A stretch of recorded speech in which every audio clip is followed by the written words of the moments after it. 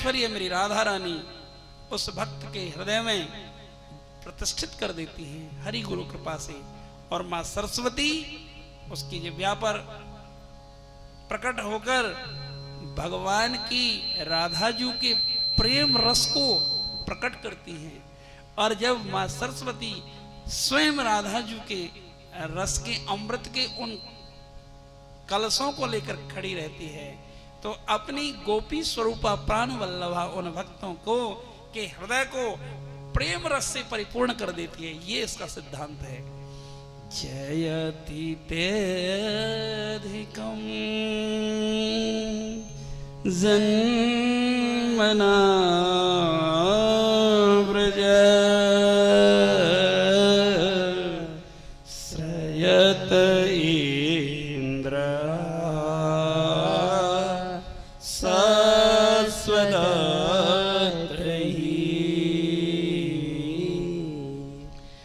दायेत दृश्यता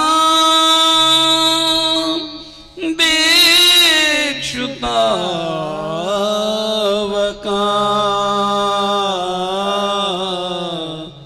स्वयेता सभा त्वां विचिन्वते।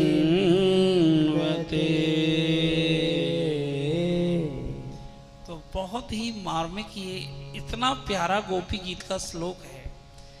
जीवन करता है, मन करता है इसी में डूब जाऊं, क्योंकि ये कहा कि जन्मना ब्रजः श्रयत इंद्र शाश्वतत्र ही।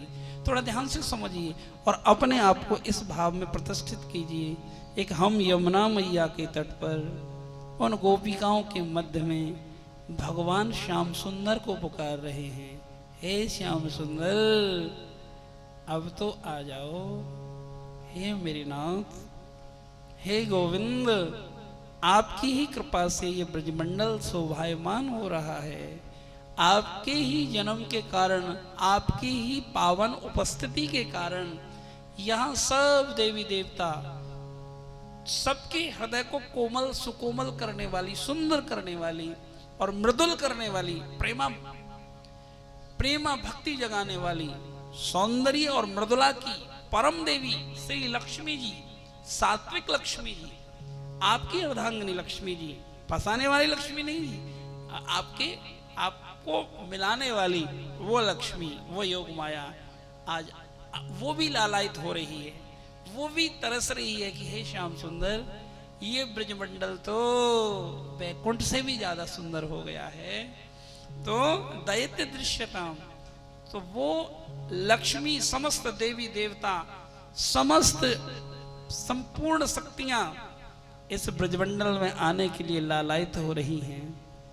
या ये कहें जिस भक्त का हृदय सिधाम वृंदावन के परम प्रेम से परिपूर्ण हो गया है उसके हृदय में तो सब भक्त, समस्त देवी देवता, समस्त जितनी भी ऐश्वर्य शक्तियां हैं सब प्रकट हो जाती हैं और लालायित होती हैं।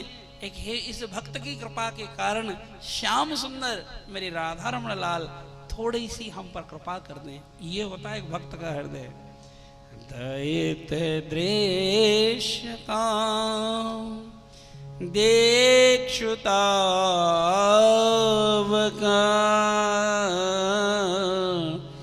त्वयि धृता तव त्वां विचिन्वते।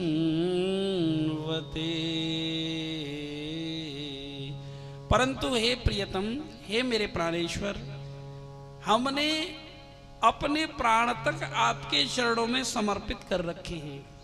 यूं ही नहीं मिलता नंदलाला, बड़े कष्ट उठाने पड़ते हैं।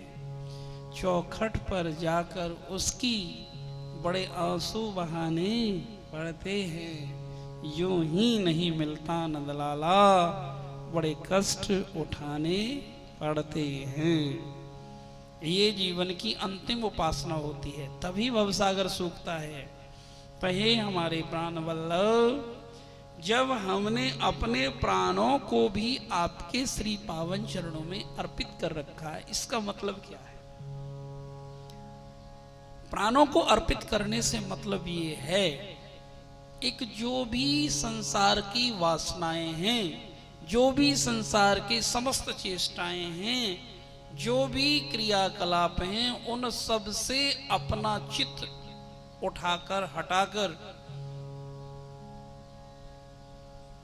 प्राणों से प्यारी वस्तु को भी तिलांजलि देकर, हे मेरे नाथ हम आपके पास आई। और यहां सूत्र निकल के आता है, यदि संसार की किसी भी वस्तु से तुम्हारा लगाव है तो तुम में गोपी भाव नहीं जग सकता है। ये गोपी भाव है। यदि संसार की किसी भी वस्तु से, किसी भी व्यक्ति से तुम्हारा लगाव और जुड़ाव है तो तुम में गोपी भाव आ ही नहीं सकता है। और जब तक गोपी भाव नहीं आएगा तो आपके अंदर विशुद्ध प्रेमा भक्ति नहीं आ सकती। और जब तक विशुद्ध प्रेमा भक्ति नहीं आ सकती तब तक आपको राधा जी की सन्निधि नहीं मिल सकती, आप पुकार नहीं सकते। तो इसलिए इन सब को करने के लिए एक ही कार्य बचता है, निरंतर सत्संग, निरंतर गोपी गीत, निरंतर आचार्य रसिकों की वाणी का आश्रय लेकर धीरे धीरे मन से संसार की वासनाएं चली जाती हैं और हमारे हृदय में आपको पता भी नहीं लगेगा कब, आपको पता लगा कि कब कोई मदरा पान करने वाला मदरा पीना शुरू कर देता है, उसको पता भी नहीं लगता है, क्योंकि उनके संग बैठता है बस वो पीने वालों के साथ। तो ऐसे ही जब हम हरि गुणगान करने वालों के साथ बैठने लगते हैं, प्रेमियों के साथ, रसिकों के साथ बैठना शुरू करते हैं, तुमको पता भी नहीं लगेगा और लगने भी नहीं देते हैं। वो तुम्हारे हृदय को ऐसे मांझ देते हैं जैसे डॉक्टर बेहोशी का इंजेक्शन लगाकर सारी चीड़ फाड़ कर देता है। ऐसे ही संत प्रेम का वो इंजेक्शन लगाते हैं, आपको पता भी नहीं लगते तुम्हारे कर्मों को, तुम्हारे अंतःकरण को कितना पवित्र कर जाएंगे। बस एक ही काम करना, आके बैठ जाना, बस यहाँ बैठने से ही काम हो जाता है। परीक्षित जी ने कोई भजन नहीं किया था, और ये इसका मतलब ये नहीं तुम भजन मत करो, 16 माला नहीं करोगे क्योंकि तुम परीक्षित नहीं हो और हम श्री सुखदेव स्वामी नहीं है। 16 माला तो भैया करनी पड़ेंगी। श्री राम जय राम। तो चर्चा यहां चल रही थी, हमारे अंतःकरण को पवित्र कौन करता है? संतों की वाणी, रसिकों की वाणी। नहीं तो हमारे दुर्बल भजन में इतना बड़ा इतनी शक्ति नहीं होती, होती है लेकिन बहुत जन्मों के बाद वो फलदायी होगा। लेकिन सत्संग से एकदम उसमें अनंत गुना पावर आ जाती है। भगवत नाम में पावर है लेकिन हमारे भाव उसके साथ जुड़ जाते हैं। प्रमाण भाव के भाई को भाई अनख आलसहु, नाम जपत मंगल दिशि दसु। नाम लेने से तुम्हारे घर में सुख शांति आएगी, लेकिन भवसागर नहीं तरोगे। भवसागर तरने के लिए क्या है? सादर सिमरन जे नर करही। सादर सिमरन, सिमरन का मतलब एकदम अपनी संपूर्ण चेष्टाओं को हटाकर संसार से साक्षी भाव से जब श्वासों में हमारे गुरुदेव का मंत्र रमण करने लगता है, तब वो लीलाएं हमारे चित्त में प्रकट होती हैं, तब तो उनका स्मरण किया जाता है। तो ये होता है स्मरण, तो वो भी सादर भाव के साथ। सादर सिमरन जे नर कराई, भववारिधि गोपद एव तरई। भववारिधि, भव सागर, गोपद गऊ के खुर के समान हो जाता है, उसके लिए इतना छोटा सा हो जाता है। एक भक्त के लिए कथा सुनने का ये फल है। जो संसार माया तरी नहीं जा सकती, उसको संत वाणी, गुरु वाणी, गोपी गीत समेट कर गऊ के खुर के बराबर कर देता है। ये होता है यहाँ बैठने का फल। प्रेम से कहिए राधे। ये होता है कि संतों के चरणों में, किसी भी संत के चरणों में बैठो, कहीं भी जहां भगवान आप पर कृपा करें। क्योंकि सब घट मेरा साइया, सोनी सेज न खोए, बलहारी वा घट को बलिहारी व संत को, बलिहारी व भक्त को, जा घट पर घट होए। जिसके हृदय में वाणी प्रकट हो गई तो श्यामा श्याम तो वहीं प्रकट हो जाती है। श्री राम जय राम जय जय। प्रेम से कहिए राधे राधे। तो ये भक्ति का सिद्धांत है, ये मूल तत्व है। बाकी बाहर धूप बत्ती जलाना ये करना, ये वायुमंडल की शुद्धिकरण तो होता है, लेकिन अंतःकरण का शुद्धिकरण, स्वस्थ का मतलब दंड बैठक मारने को स्वस्थ नहीं कहते हैं, वो तो शरीर को बीमारियों से रोग मुक्त करना है। लेकिन स्वस्थ का सही अर्थ हम देखें, स्वयं में स्थित। शरीर कितना ही रोग मुक्त है और मन में रोग लगा हुआ है, चिंता लगी हुई है, तो घुन की तरह खा जाएगा तुम्हारे शरीर को।